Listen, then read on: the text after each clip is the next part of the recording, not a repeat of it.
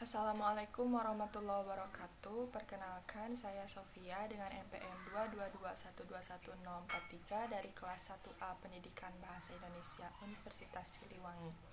Di sini saya akan menjelaskan materi mengenai wawasan Nusantara dari mata kuliah Pendidikan Kewarganegaraan. Materi mengenai wawasan Nusantara mencakup yang pertama konsep dan urgensi dari wawasan Nusantara, yang menjelaskan mengenai pengertian dari wawasan yang merupakan cara pandang atau cara kita memaknai suatu hal, dan Nusantara yang berarti Nusa adalah pulau dan Antara yang diartikan sebagai perairan atau lautan. Nusantara berarti pulau-pulau yang dipisahkan oleh perairan atau lautan. Sedangkan menurut beberapa ahli, Nusantara juga dapat diartikan sebagai wilayah kepulauan yang disatukan oleh perairan atau lautan. Sehingga dapat diambil kesimpulan bahwa wawasan Nusantara adalah cara pandang kita atau cara kita memaknai wawasan Nusantara itu sendiri. Selain konsep dan urgensi, ada pula fungsi dari wawasan Nusantara, diantaranya pertama, wawasan Nusantara sebagai pedoman untuk penyelenggaraan negara dari pusat sampai ke daerah.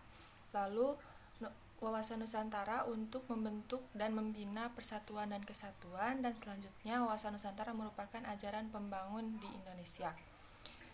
Selanjutnya ada sumber historis, sumber sosiologis, dan sumber politis dari wawasan Nusantara. Pertama, sumber historis, yaitu bermula dari masa ordonansi pada tahun 1939 yang ditandai dengan penentuan lebar laut seluas 3 mil. Lalu dilanjutkan dengan deklarasi Juanda pada 1957 yang ditandai oleh lebar laut teritorial 12 mil, dan yang terakhir pada UNCLOS 1982 yang ditandai dengan adanya zona ekonomi eksklusif. Dan sumber sosiologis dari wawasan Nusantara yaitu Nusantara adalah satu kesatuan yang utuh. Dan terakhir, sumber politis dari wawasan Nusantara yaitu cita-cita nasional, tujuan nasional, dan visi nasional. Selanjutnya ada dinamika dan tantangan. Ancaman yang terbagi menjadi dua, yaitu ancaman dari dalam dan dari luar. Pertama, ancaman dari dalam, yaitu wilayah yang terdiri dari pulau-pulau yang dipisahkan oleh laut menjadi ancaman dalam persatuan bangsa. Dan ancaman dari luar yaitu banyaknya negara yang ingin menguasai Indonesia di lautan maupun di darat. Dan yang terakhir, esensi dari mempelajari materi wawasan Nusantara yaitu wawasan Nusantara berfungsi sebagai wawasan pembangun.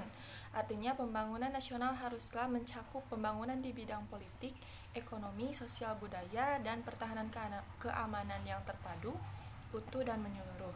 Sekian dari saya, terima kasih. Assalamualaikum warahmatullahi wabarakatuh.